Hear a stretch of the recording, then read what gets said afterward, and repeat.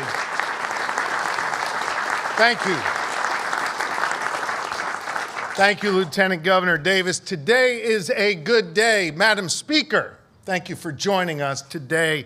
Leader Bradford, Leader Costa, Chairman Harris, Chairman Hughes, I want to thank you for your steadfast leadership. And I want to thank each and every member of the House and Senate who join us here today, who have fought every single day to get a great budget to my desk, a desk that is over here and we're about to sign in a few moments. I want to thank the members of my cabinet who join us today. Your commitment to excellence, your commitment to the people of Pennsylvania is unparalleled, and I'm so thankful to you. This day, of course, has been a long time coming. I proposed my budget 281 days ago, a budget that was laser focused on continuing the progress we made over the first 2 years of our administration, on fueling Pennsylvania's rise by investing in great schools and creating more opportunity for our children, by expanding our workforce and growing Pennsylvania's economy, by cutting taxes and reducing costs for Pennsylvanians who work so hard. I would have loved to have stood here in this room with all of you on June 30th. But as you know, Pennsylvania is just one of only 3 states in the country with a divided legislature, where a majority of votes in the Republican-led Senate and a majority votes in the Democratic-led House are required to get that budget to my desk. It requires all of us to compromise, to have tough conversations, and ultimately to find common ground.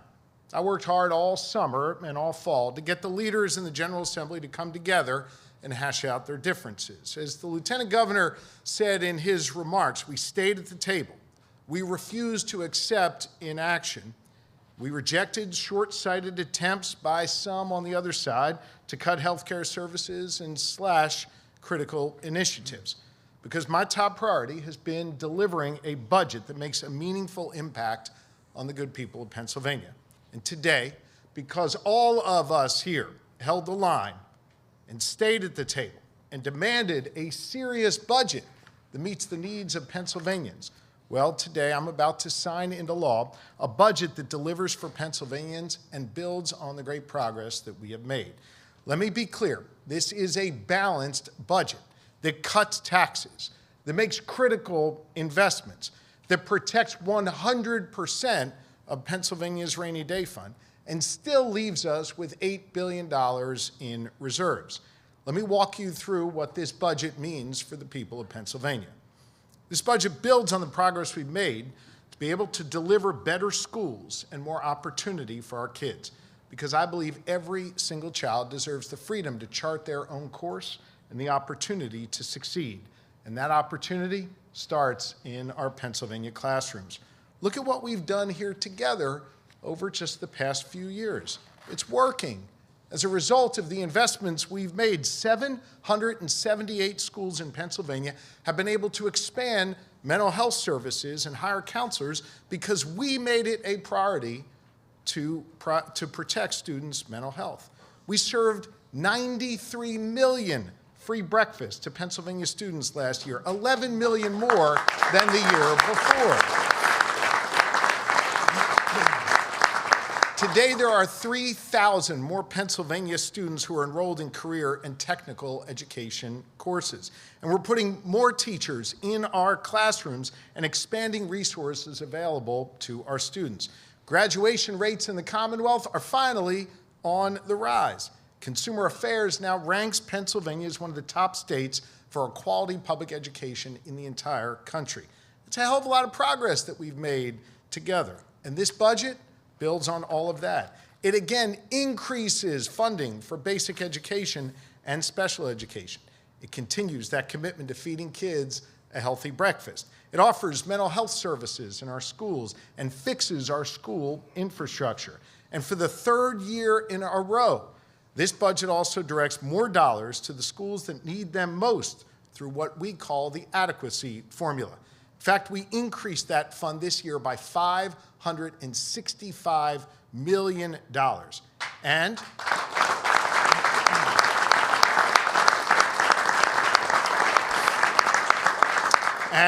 We finally reformed our cyber charter school system in Pennsylvania.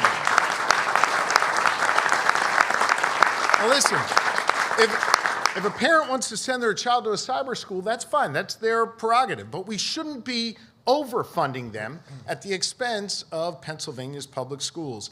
This historic reform that we all worked on together will save the Commonwealth $175 million that we can now plow back into our public schools. That's something that Harrisburg's been talking about for years. We got it done, Madam Speaker. At the same time, together, we are increasing funds for FIA grants so more Pennsylvania students can get financial aid and afford to go to college if that's the path they so choose. And for our youngest students, this budget invests in something known as structured literacy, which puts a renewed emphasis on teaching them to read well and training our teachers to teach them how to read effectively. It increases funding for pre-K and early intervention programs, allowing us to hire more pre-K teachers and supporting those kids who need just a little bit more help. This budget also builds on the great progress we've made on workforce development, starting by creating a new initiative to give at least $450 in recruitment or retention bonuses to child care workers all across the Commonwealth of Pennsylvania. You know, today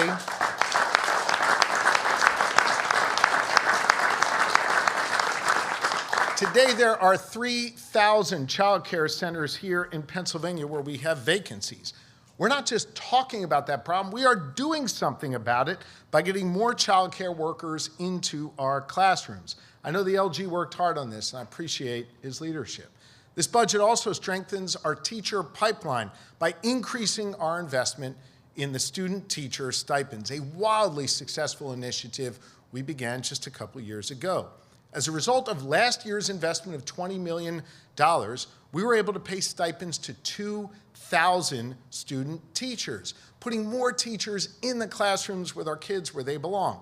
This year, we weren't satisfied with that. Instead, we increased it to $30 million to ensure that student teachers get paid for their hard work. That's another 1,000 student teachers who will get paid for their work and get in the classrooms to help our kids.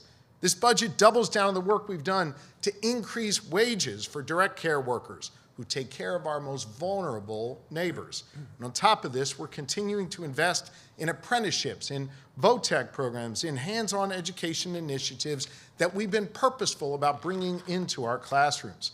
My administration is once again delivering $183 million for career and technical education apprenticeships, a 50% increase from the time we began our work together. This budget continues Pennsylvania's economic rise, cutting taxes for our businesses and investing in sites and innovation in the main streets that form the beating heart of so many of our communities. Under our administration's leadership, Site Selector magazine named us now the top state in the Northeast for economic competitiveness. Forbes rated us one of the best states in the country to start a business. And Moody's analysis showed that Pennsylvania is the only economy in the northeastern part of the United States that is growing. That's all because of the work we have done together to make Pennsylvania far more competitive. This budget continues the investments that have been critical to our resurgence. Look, we all know that agriculture is central to our economy. So we're building on our commitment to our farmers by fully funding the PA Farm Bill and providing $10 million to help our farmers adopt the latest technologies through the first ever Ag Innovation Fund, the first ever in the country.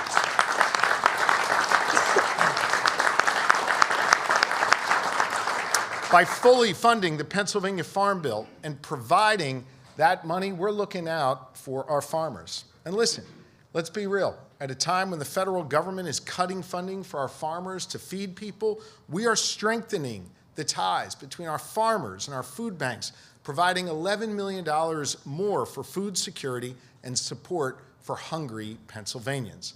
And when disaster strikes, we will be there because this budget ensures funding will continue to be available to respond to high-path avian influenza outbreaks and other emergencies that our farmers face.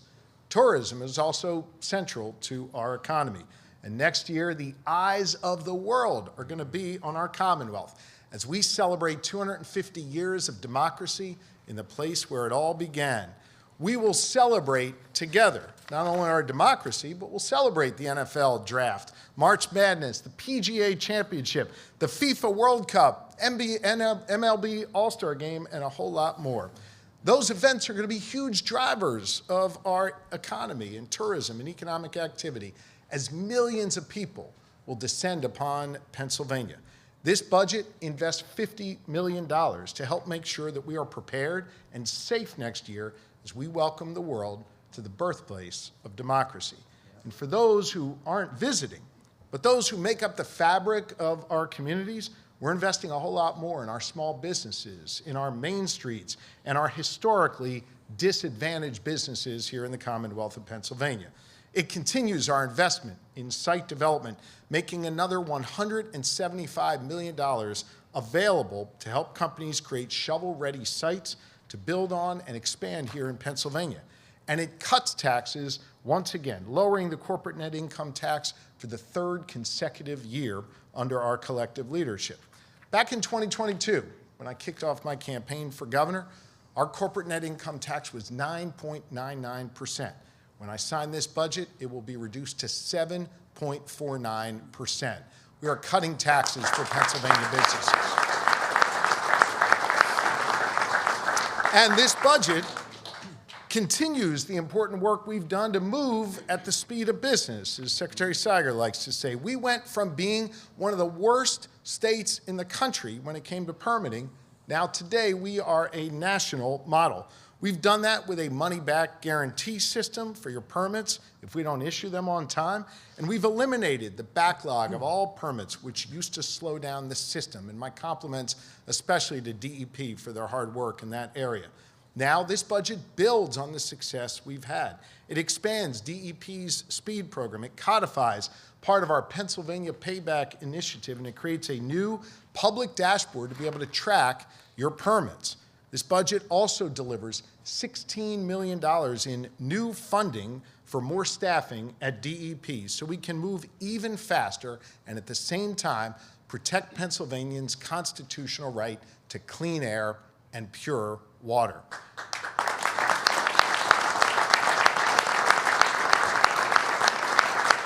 But look, we got a lot more work to do to grow our economy. And what we do on energy next will be a big part of that. You know, for years, the Republicans who've led the Senate have used RGGI as an excuse to stall substantive conversations about energy production. Today, that excuse is gone. It is time now to look forward, and I'm looking forward to aggressively pushing for policies that create more jobs in the energy sector, bring more clean energy onto our grid, and reduce the cost of energy for all Pennsylvanians. It's time to get it done, and I know we can. Let's get to work.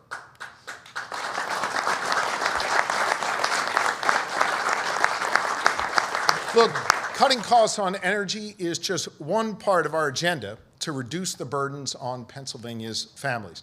Let's be real. Federal policies are driving up people's costs here in Pennsylvania. In my first 2 years, working together, we have reduced costs and cut taxes for Pennsylvania's seniors, families, and businesses. Together, we delivered the largest targeted tax cut for seniors in nearly 2 decades, resulting in 522,000 seniors across Pennsylvania getting more than $319 million in tax cuts just last year. Together, we worked and tripled the child care and dependent care tax credit. And this year, we are cutting taxes again, helping working folks,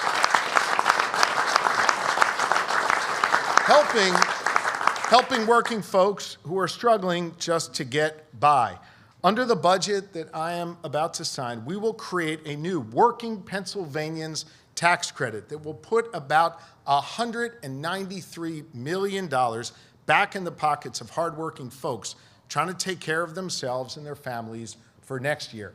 I want to say to all of the House members, especially who are here, You have Leader Bradford and Speaker McClinton to thank for this. They pushed hard at the table to get this done, and we got it done.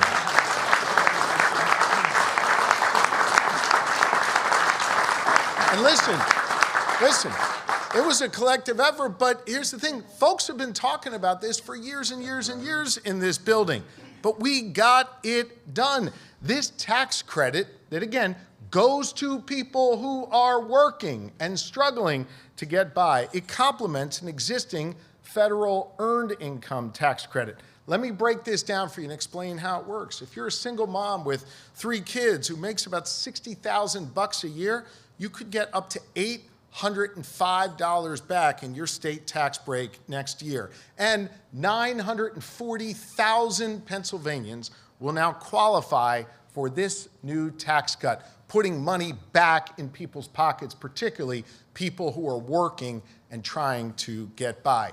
This is a big, big deal.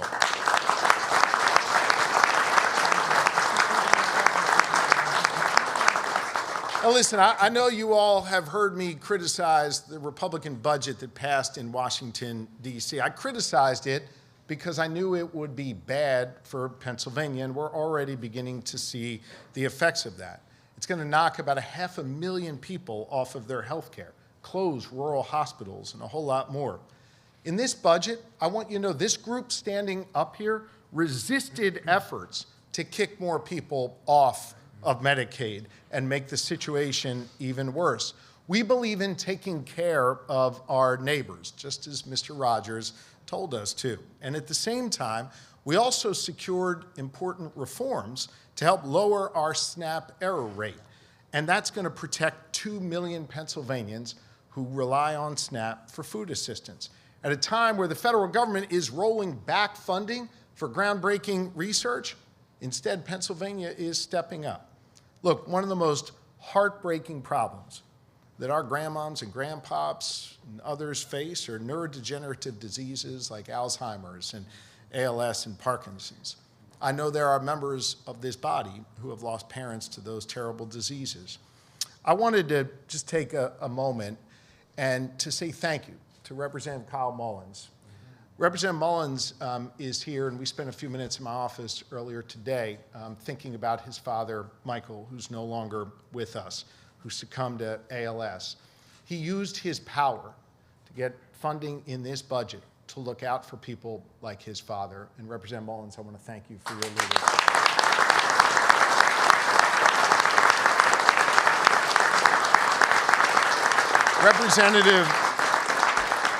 Representative Mullins and Representative Cutler, who lost both of his parents to ALS, fought to make sure that this budget includes $5 million in research grants for research institutions studying these neurodegenerative diseases. Look, here's another way the federal government is hurting Pennsylvanians. They're walking away from vital disaster response funding. So how did we respond here in Pennsylvania, the Pennsylvania way? We brought Democrats and Republicans together to double our funding for emergency preparedness here in Pennsylvania. I know from my visits with some of you to Tioga and Bucks and Somerset and Berks counties and so many communities across this Commonwealth who have been hit by disaster, I know you understand how sorely needed that funding is. And I want to thank you for stepping up for our fellow Pennsylvanians. I know we all agree that all Pennsylvanians deserve to both be safe and feel safe in their communities. That's why I made a commitment when I was running for governor that we would fund 2,000 more police officers across this Commonwealth. Now with this budget I'm about to sign, between municipal, police, and state troopers, we have secured the funding to put nearly 2,000 more police officers on the beat in our communities. But we also understand that preventing violence in our communities requires a two-pronged approach. It requires hiring law enforcement, and it also requires, and we've seen this under Lieutenant Governor Davis's leadership, to make a point of investing in community-based violence prevention programs, sports programs, after-school activities, church groups, mentorship programs, apprenticeship, and workforce training opportunities, and more. And consider this, what we're doing is working. As a result of these two-pronged investments, violent crime across Pennsylvania is down 12%, and fatal gun violence is down 42% across our Commonwealth. And listen, if you've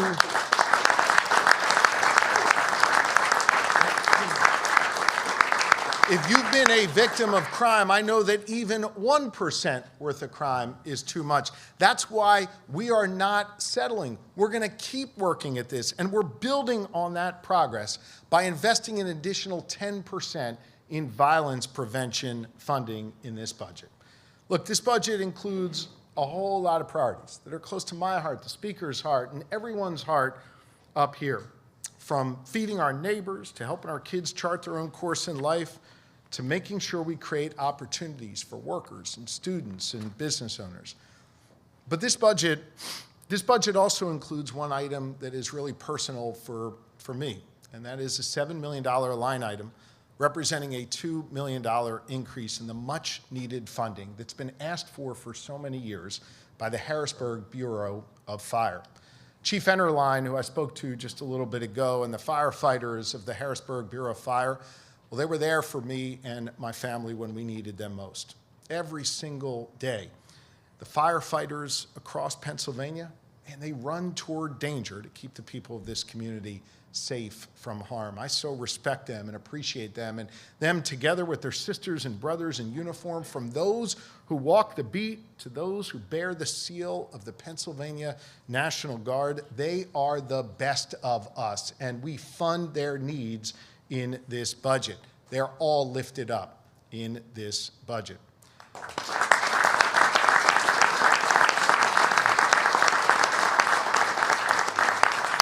Budget isn't just a bunch of numbers on a spreadsheet. It is a statement of our collective priorities. It's about investing in the needs of people now and investing in their futures. It's about finding ways to incorporate the needs of people from all different walks of life in our Commonwealth, rural, urban, and suburban communities alike. It's about finding a way in this divided government to compromise without compromising your values. We managed to do just that. I said at the outset of this process that I knew one thing to be absolutely certain in the final budget deal, that to pass a budget, everyone was going to have to give a little and understand the perspectives of others a little bit better. We did that here. And as a result of our collective work, the good people of Pennsylvania are better off. So once again, we showed here in the Commonwealth of Pennsylvania that we know how to get stuff done. Thank you all very, very much.